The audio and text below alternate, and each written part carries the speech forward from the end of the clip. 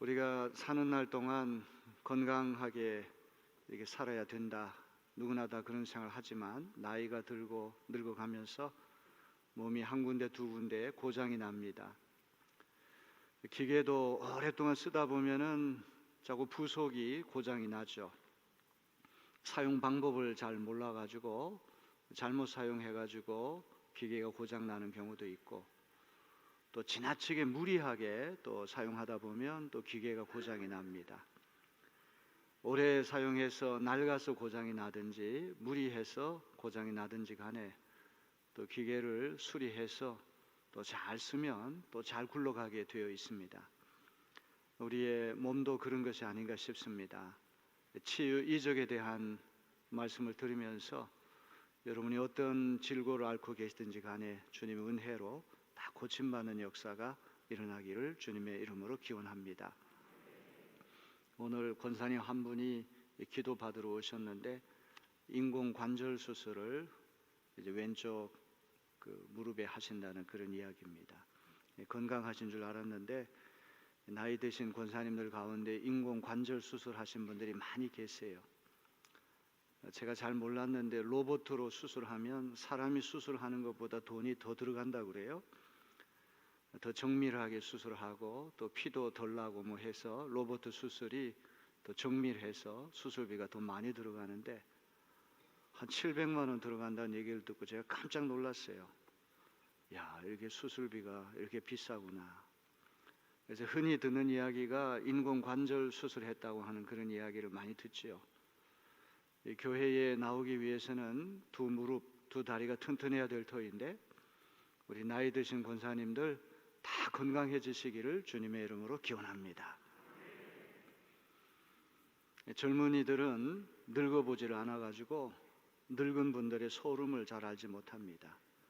늙은 분들은 젊은 시절이 있었기 때문에 젊은이들의 기분을 알지만 젊은이들은 노인들의 경험이 없기 때문에 잘 몰라요. 급속하게 졸속하게 늙어간다는 그런 표현을 하죠. 어느 순간부터는 금방금방 이렇게 우리 몸이 이상이 생기고 또 늙어간다는 그런 느낌을 우리가 갖게 됩니다. 이게 나이가 든 것도 서럽고 또 몸이 아픈 것도 서러운데 젊은이들이 무시하게 될 때 굉장히 자존심 상합니다. 저도 얼마 전에 차를 주차할 때 분명히 그 젊은 친구가 잘못했는데도 유리창을 내리고는 악담을 하고 저보고 중국 사람이냐고 막 그래서 이거는 인종차별이다. 제 성미 같아가지고는 내가 좀 얘기하려고 하다가 이 가족들도 있고 해서 제가 참았어요. 우리 내립교회는 우리 젊은 분들이 연세 드신 분들을 잘 공경하고 잘 존중하고 그런 교회가 되어야 할 줄로 믿습니다. 젊은이들이 나이 많은 분들을 업신여기게 되면 자기가 이제 늙어가지고 똑같은 일을 당하면 아, 내가 옛날에 이런 일을 했구나 아마 깨닫는 날이 분명히 오게 될 줄로 믿습니다. 지금부터라도 우리 젊은이들이 노인들을 잘 공경해서 우리 내립교회는 특별히 연세 많으신 분들이 많이 계세요. 이런 분들이 건강하게 오래오래 장수하게 되기를 주님의 이름으로 축원합니다. 제가 이제 오늘 요한복음 8장에 나오는 실로암 맹인 치유 이야기를 세 차례에 걸쳐서 설교하려고 그래요. 상중하로 나누어서 3부작으로 설교하고 이제 마지막으로 요한복음 11장에 나오는 나사로를 예수님이 다시 살리신 이야기도 상중하로 나누어서 3부작 설교를 하려고 합니다. 그리고는 이제 치유 이적에 대한 설교를 이제 마치려고 합니다. 8장에 나오는 실로암 맹인 치유 이야기는 상당히 완성도가 높은 아주 치밀한 구성력이 돋보이는 그런 이야기입니다. 7부작 미니 시리즈 드라마라고 할 만큼 아주 흥미진진한 그런 이야기입니다. 그냥 어떤 눈먼 환자가 실로암 연못에 가서 눈을 씻었더니 눈뜨게 됐다 이런 단순한 이야기가 아니에요. 요한 공동체, 요한복음을 기록한 요한 공동체의 그 성격이 상당히 신비주의적인 그런 성격의 공동체라고 하는 것을 오늘 이 이야기가 우리에게 들려줍니다. 자, 요한복음 이 9장 이야기를 잘 이해하려면 앞에 나오는 8장을 우리가 염두에 둬야 됩니다. 앞에 나오는 8장에 보면 현장에서 가늠하다 잡힌 여인이 예수님의 기지로 생명을 얻게 되는 이야기가 나와요. 많은 사람들이 지켜보는 가운데 공개적인 망신을 당한다고 하는 것, 인격 살해가 아닙니까? 수치와 굴욕을 당하고 극단적인 경우에는 돌에 맞아서 죽을 수밖에 없는 운명이었는데 예수님의 뛰어난 지혜로 오히려 돌멩이를 들고 여자를 죽이려고 하던 사람들이 다 도망가는 놀라운 일이 일어났어요. 여러분, 이 여인만큼 어두컴컴한 그 밤에 있는 여인이 어디 있겠습니까? 칠흑같이 어두컴컴한 흑야 한가운데 있었던 여성이 바로 이 여성이에요. 이 여성이 이와 같은 일을 겪은 다음에 예수님께서 요한복음 8장 12절에 이런 말씀하십니다. 나는 세상의 빛이니 나를 따르는 자는 어둠에 다니지 아니하고 생명의 빛을 얻으리라. 두고두고 음미해야 할 귀한 말씀입니다. 예수님은 세상의 빛이기 때문에 예수님을 따르는 자는 어둠에 다니지 아니하고 생명의 빛을 얻게 될 줄로 믿습니다.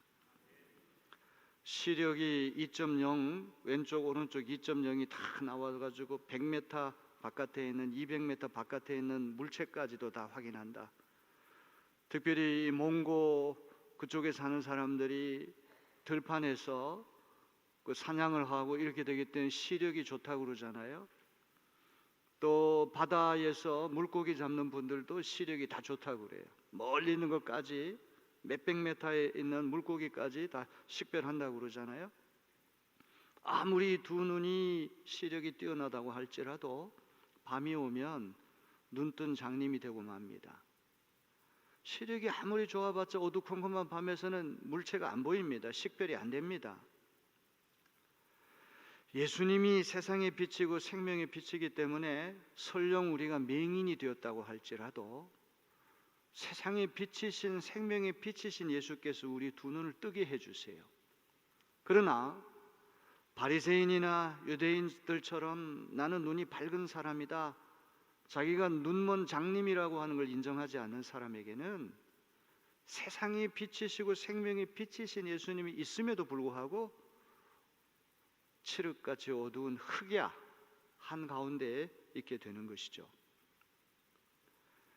자, 세상의 빛이고 생명의 빛이라고 하는 말씀을 8장에서 이야기하신 다음에 이제 9장에 넘어와서도 똑같이 예수님이 세상의 빛이라고 하는 것을 나면서부터 눈먼 맹인을 고쳐주심으로 또 한 차례 확증을 해주십니다. 요한복음에는 예수께서 행하신 7가지 기적이 나와요. 다른 성경에서는 이걸 이적이다, 기적이다고 얘기를 하는데 요한복음에서는 이걸 표적이다 이렇게 말을 해요. 표적이라고 하는 말은 헬라 말로 세메이온이라는 말이에요. 얼마나 중요한 말인지 몰라요. 따라합시다. 세메이온. 세메이온이라고 하는 말은 사인이라는 말이에요. 사인. 태극기가 대한민국은 아닙니다. 하지만 태극기는 대한민국을 가르쳐주는 사인이에요. 성조기 자체가 곧 미국은 아니지만 성조기는 미국을 상징하는 거예요. 7가지 이적은 그냥 자연 법칙이 깨져가지고 이게 자연 속에서 일어나지 않는 특별한 일이 돌발적으로 일어났다 이런 이야기가 아니라 7가지 이적은 예수님이 하나님이 보내시는 아들이시다, 그걸 나타내는 가리키는 세메이온 사인이 된다는 그런 이야기예요. 6번째 표적이 바로 나면서부터 맹인된 청년이 눈 고침 받는 이야기고, 마지막 7번째 세메이온 그 표적이 죽은 나사로가 다시 살아나는 이야기입니다. 자, 오늘 이 소두의 복잡한 이야기를 다 할 수 없습니다. 이 7부작으로 나눌 만큼 아주 흥미진진한, 나면서부터 눈 멀었던 청년이 눈을 다시 고침받은 다음에 유대인들, 바리새인들, 그 부모들, 이런 주변 사람들이 이 청년을 사이다 두고 신문도 하고 마치 형사가 용의자를 족치듯이 그런 이야기들이 여기 쭉 나와요. 7막으로 구성된 이 미니 시리즈와 같은 이 실로암 맹인 치유 이야기에서 두 가지가 중요합니다. 첫째는 주변 사람들이 너무 무자비하다는 거예요. 소름 중에서 제일 큰 소름은 앞을 보지 못하는 소름일 거예요. 태어나면서부터 자기를 낳아주신 부모님도 보지 못하고 형제도 보지 못하고 하늘도 못 보고 나무도 못 보고 나비도 못 보고 꽃도 못 보고 그보다 더 큰 불행이 어디 있겠습니까? 대개 이 시대의 맹인은 연명을 하기 위해서 길거리에 나가 앉아서 구걸해야 됩니다. 거지가 돼야 됩니다. 그래서 오늘 요한복음 9장에도 이 사람이 거리에 앉아서 구걸하던 사람이라고 하는 이야기를 누군가 합니다.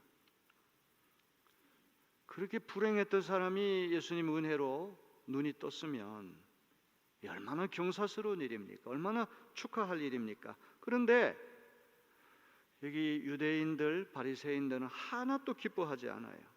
눈을 뜬 당사자가 문제가 아니라 눈을 뜨게 해주신 분을 잡으려고 혈안이 되어 있어요. 어떻게 했는데 예수님의 약점을 잡아가지고 예수님을 무너뜨릴 그런 궁리를 하고 있다는 그런 말이죠. 심지어 청년의 부모까지 소환돼 가지고 신문을 당하는데 자기 아들 문제 때문에 괜히 예수님하고 얽히다가는 자기도 유대 회당에서 축출당할 수 있으니까 그 책임 회피를 하고 있어요. 우리 아들이 성년이 되었기 때문에 나한테 묻지 말고 우리 아들한테 직접 물어보시오. 아주 교묘하게 책임을 아들에게 떠넘기는 그런 모습을 보이고 있습니다. 자, 오늘도 우리가 누군가가 이렇게 건강해지고 누군가가 행복해졌다고 우린 경사스러운 일입니다. 축하해야 할 일이죠. 공감해야 됩니다.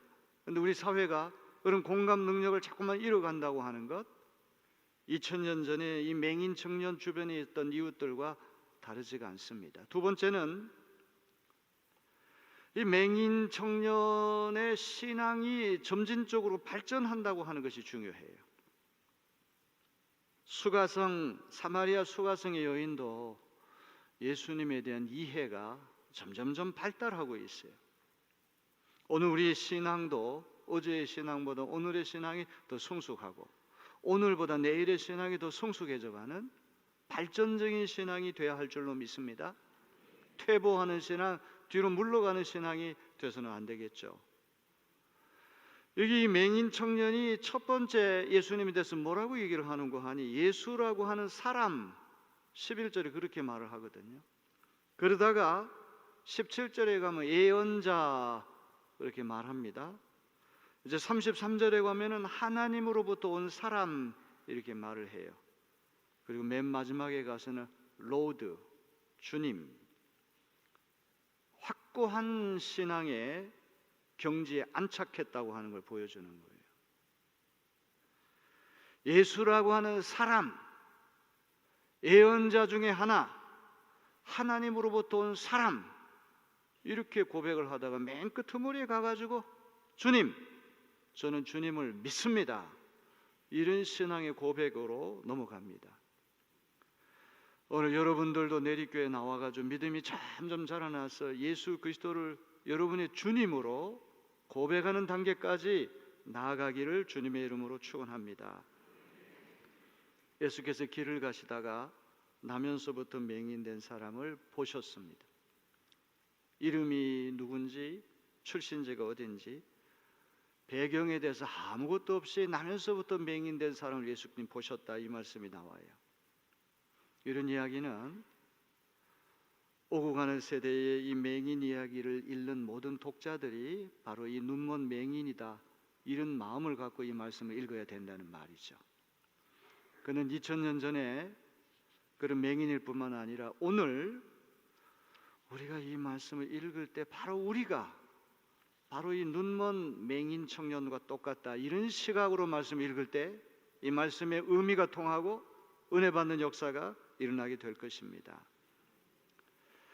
예수님도 맹인 청년을 보셨지만 제자들도 맹인 청년을 보셨는데 이 제자들이 그 맹인 청년을 보고는 중요한 신학 질문을 예수님께 던집니다. 우리 2절을 세 번역으로 읽습니다. 제자들이 예수께 물었다. 선생님, 이 사람이 눈먼 사람으로 태어난 것이 누구의 죄 때문입니까? 이 사람의 죄입니까? 부모의 죄입니까? 유대인들의 정통 신학이라고 하는 건 인과 응보라고 하는 거죠. 오늘의 고난이라고 하는 것은 어제의 원인이 있기 때문에 고난을 겪는 것이다. 오늘의 고난은 어제 지은 죄의 결과로 찾아오는 것이다. 이 죄와 고난은 직결된다. 이것이 유대인들이 가졌던 정통 신학이에요. 욥기가 바로 이거를 고발하고 있습니다. 자, 신명기 5장 9절 오늘 읽은 말씀입니다. 나 주 너희의 하나님은 질투하는 하나님이다. 나를 미워하는 사람에게는 그 죄값으로 본인뿐만 아니라 3, 4대 자손에게까지 벌을 내린다. 자, 민수기 14장 18절입니다. 그러나 나는 죄를 벌하지 않은 채 그냥 넘기지는 아니한다. 나는 아버지가 죄를 지으면 본인뿐만 아니라 자손 3, 4대까지 벌을 내린다. 이 무슨 연좌제도 아니고 증조 할아버지가 지은 죄가 증손자에게까지 이게 대물림이 돼가지고 고난을 겪게 된다고 하는 이야기가 구약의 율법서에 나와 있어요. 바로 이런 유대교적인 어떤 전통, 구약의 율법적인 전통으로 보게 되면 저 나면서부터 맹인된 사람도 부모가 죄를 지었든지 본인이 죄를 지었든지 죄 때문에 이렇게 된 것 아닙니까? 제자들이 이런 질문을 던졌던 것이죠. 부모가 지은 죄 때문에 아들이 맹인이 됐다고 하는 말은 어떻게 보면은 무슨 가게에 흐르는 저주, 목사님들 가운데도 그런 설교를 왕왕 하는 분들이 있잖아요. 그래서 이 가게에 흐르는 저주를 끊어야 된다, 뭐 그런 식으로 설교하는 분들도 있어요. 그러나 뱃속에 있는 아이가 어떻게 죄를 짓습니까? 앞으로 죄 지을 걸 갑을 해가지고 미리 죄값을 치른다? 이 말도 안 되는 이야기예요. 인생을 살아가면서 우리가 당하는 고난은 우리가 지은 죄의 결과로 찾아올 때가 분명히 있죠. 음주운전을 하다가 구속당한다면 그 구속당한 고난은 음주운전을 했기 때문에 결과로 찾아오는 거예요. 이렇게 우리의 부주의로, 우리의 실수로, 우리의 잘못으로 찾아오는 고난이 분명히 있습니다. 병도 분명히 우리의 죄로 찾아오는 것이 있겠죠. 하지만 모든 고난이 모든 죄의 결과로 찾아온다, 일반화하는 것은 성경적인 것이 아닙니다. 양식이 있는 사람은 일반화의 오류를 피해야 돼요. 도매금으로 모든 것을 다 또 넘기는 것처럼 잘못된 것은 없는 것이죠. 우리 사회에도 흑백 논리가 지금 성행하지 않습니까? 진영 논리, 진보다, 보수다. 진보 진영에 들어간 사람도 보수적인 생각을 할 수 있는 것이고, 보수 진영에 있는 사람도 진보적인 생각을 할 수 있는 것이 인간이지, 계속해서 인간은 미래를 향해서 개방된 존재지, 어떤 틀 안에 딱 집어넣어가지고 저 사람은 촛불파다, 저 사람은 태극기파다, 그거는 참 잘못된 생각이고 무서운 것이고, 그것은 우리가 반드시 이겨내야 할 그런 잘못된 것이란 말이죠. 오늘 우리가 당하는 고난이 어제 지은 죄의 결과로 찾아오는 경우가 분명히 있지만 모든 경우가 다 그런 것은 아니에요. 제자들의 질문에 대해서 예수님이 참 놀라운 대답을 주십니다. 우리 3절을 다 같이 읽어볼까요? 예수께서 대답하셨다. 이 사람이 죄를 지은 것도 아니요 그의 부모가 죄를 지은 것도 아니다. 하나님께서 하시는 일들을 그에게서 드러내시려는 것이다. 이런 말씀이 구약의 율법을 넘어선 예수님만의 독특한 사상을 우리에게 일러주는 것이죠. 병에 걸린 사람이 왜 내가 병에 걸렸을까? 왜 이런 일이 나에게 일어났을까? 병의 원인을 역추적해가지고 자꾸만 과거를 소급해가지고 원인을 따지다 보면 우리는 불행한 사람이 되고 말 거예요.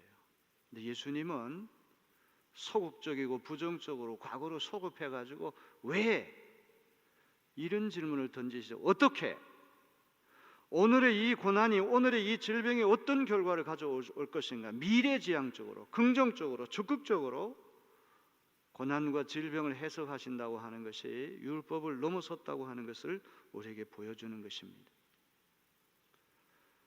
적폐청산이니 뭐 그런 것도 다 똑같은 거 아닙니까?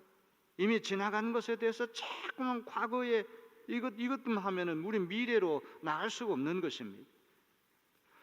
오늘 우리가 당하는 고난이 분명히 어제 지은 죄로 인해서 영향을 미칠 것은 사실이지만, 그렇다고 해서 왜 과거만 자꾸만 우리가 추적한다 그러면 우리는 미래의 주인이 될 수가 없는 것입니다. 예수님은 이 사람이 이렇게 되는 것이 부모의 죄 때문도 아니고 본인이 지은 죄 때문도 아니고 하나님께서 그를 통해서 하실 놀라운 일을 보여주시기 위함이다. 오늘 여러분이 이런 믿음을 간직할 수 있게 되기를 주님의 이름으로 기원합니다. 자, 4절 5절 다 같이 읽어봅니다. 우리는 나를 보내신 분의 일을 낮 동안에 해야 한다. 아무도 일할 수 없는 밤이 곧 온다. 내가 세상에 있는 동안 나는 세상의 빛이다. 요한복음 8장 12절에서 했던 그 말씀이 여기 또 나옵니다. 내가 세상에 있는 동안에 예수님은 세상의 빛이라고 말씀하셨어요. 어두운 밤이 오면 일을 못하죠. 낮 동안에 일을 해야 됩니다. 이 이야기는 장차 예수님이 십자가에 다시 달리실 날이 오기 때문에 시간 제약이 있으니까 지금 예수님 계신 동안에 일을 해야 된다, 이런 이야기일까요? 선천성 맹인 청년의 이야기가 문맥이라고 한다면 암흑천지 밤에는 하나님의 일을 할 수 없으니 세상의 빛 대신 예수께서 컴컴한 밤에 사는 맹인 청년의 두 눈을 밝게 뜨게 해서 광명한 대낮에 하나님의 일을 하도록 만들어야 되겠다. 주님의 뜻으로 읽는 것이 좋을 것 같아요. 이 청년이 지금 어두컴컴한 밤에 있으니 이 두 눈을 뜨게 해서 광명한 대낮에 하나님이 일을 하도록 만들어야 되겠다. 그러면서 예수님은 세상에 있는 동안에 예수님이 세상의 빛이라고 하는 말씀을 여기 선언하고 계신 것입니다. 서론격에 해당하는 이 제자들과의 문답이 끝난 다음에 본격적인 치유를 하십니다. 우리 6절 7절 중요한 말씀입니다. 다 같이 읽어보겠습니다. 예수께서 이 말씀을 하신 뒤에 땅에 침을 뱉어서 그것으로 진흙을 개어 그의 눈에 바르시고 그에게 실로암 못으로 가서 씻으라고 말씀하셨다. 실로암은 번역하면 보냄을 받았다라는 뜻이다. 고대 근동지방, 특별히 그리스 로마 사회에서 이 침이라고 하는 것은 치유 효과가 있기 때문에 민간요법으로 자주 사용됐습니다. 그렇지만 침이라고 하는 건 타액, 지저분합니다. 불결한 것이죠. 예수님이 침을 사용해서 환자 고치신 사례가 3번 있습니다. 데가볼리에서 데카폴리스 10고을, 헬라 도시 10고을, 그 데가볼리에서 귀먹고 말없는 환자를 고칠 때 손가락을 그의 양귀에 놓고 침을 뱉어서 혓바닥에 대신 적이 있어요. 벳세다 맹인을 치유할 때도 침을 사용하셨어요. 오늘 이 나면서부터 맹인된 청년을 고치실 때에도 예수님의 타액을 진흙에다 뱉어가지고 그 진흙을 개어서 침으로 된 머드팩을 눈에 발라주신 거예요. 왜 이런 일을 하셨을까요? 침이라고 하는 것은 예수님 몸에서 나온 것이죠. 예수님이 더러워서 침을 뱉은 것이 아니라 이 맹인 청년을 사랑하는 마음으로 고치시고자 하는 뜨거운 마음에서 침을 뱉으셨으니까 그 예수님 몸에서 나온 일부는 예수님의 사랑과 치유 의지가, 생명을 존중하는 그 마음이 고스란히 담긴 예수님의 체액입니다. 흙은 창세기 2장 7절에 보니까 흙으로 된 우리를 하나님께서 생기를 불어넣으셔서 우리를 만드셨잖아요. 흙은 무상한 인간을 말하는 것이 아닐까요? 하나님이 생기를 흙에다 불어 넣어가지고 우리 인간이 창조된 것처럼 이 청년을 사랑하고 고치고자 하는 뜨거운 예수님의 치유 의지와 사랑과 생명의 능력이 타액인데, 그것이 무상하기 이를 데 없는 흙의 결합이 되어가지고 그 청년의 두 눈에 발라졌다고 하는 이야기. 새로운 새 창조, 새로운 생명 창조를 주님께서 암시하는 것은 아닐까요? 이게 침으로 된 진흙 머드팩을 청년의 두 눈에 바르신 다음에 예수님께서 가서 씻으라, 실로암 연못에 가서 씻으라고 말씀하십니다. 통상 말씀 한마디만 하면은 질병이 다 떠나갔는데 왜 이런 번거로운 명령을 내리실까요? 앞이 보이지 않는 청년이 거기에다가 두 눈에 침으로 된 진흙 머드팩을 붙이고 이렇게 걸어간다는 것, 뒤뚱뒤뚱 하면서 상당히 우스꽝스러운 모습이에요. 누군가 안내해 줘야 됩니다. 한번 상상해 보세요. 실로암 연못에 가서 씻으라. 실로암이라고 하는 연못은 히스기야 왕이 만든 급수시설이에요. 예루살렘 물이 부족하니까 기드론 골짜기 기혼샘에서 발원하는 생수를 도관을 만들어, 수도관을 만들어 가지고 그 기혼샘에서 발원하는 물이 예루살렘까지 오게 만들었어요. 예루살렘에서 유일하게 그치지 않고 흐르는 샘물이 바로 실로암 샘물입니다. 그 중요한 것은 실로암이라고 하는 이름의 뜻은 뭐냐 하면 센트, 보냄을 받았다고 한 뜻입니다.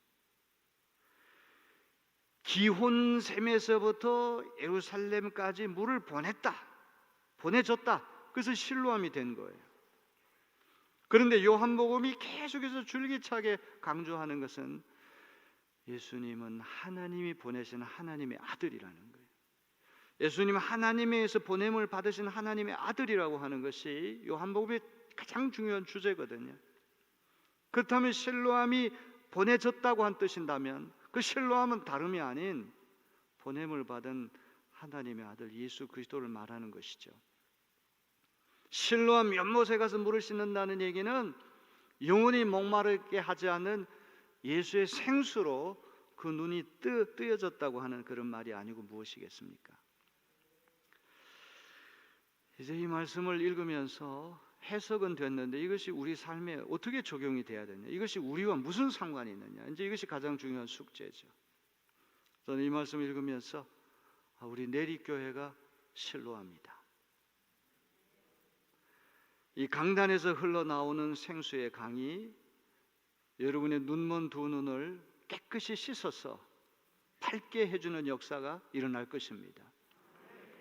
예수님이 보내심을 받은 하나님의 아들이고 실로암이 저 기혼샘에서부터 생수가 거기까지 보내져가지고 실로암이란 이름이 붙은 것처럼 여러분도 여기 내리교회에 앉아있는 것이 여러분이 자발적으로 온 것이 아니라 보냄을 받은 분이라고 하는 믿음을 간직하시길 바랍니다. 하나님이 보내셨기 때문에 여기 오셨다는 말이죠. 우리가 어떤 직분도 내가 하고 싶어서 된 것이 아니라 하나님이 이런 귀중한 직분을 보내셔서 내가 이 직분을 맡았다, 이런 믿음을 간직하시길 바랍니다. 우리는 다 보냄을 받은 사람들이죠. 오늘도 우리는 영적으로 다 두 눈이 먼 눈뜬 장님과 같은 이들인데 오늘 실로암 연못 예수 생수에 의해서 두 눈이 맑고 깨끗하게 씻겨져서 영안이 개안되는, 두 눈이 영적으로 개안되는 신비가 우리 가운데 일어나게 되기를 주님의 이름으로 기원합니다.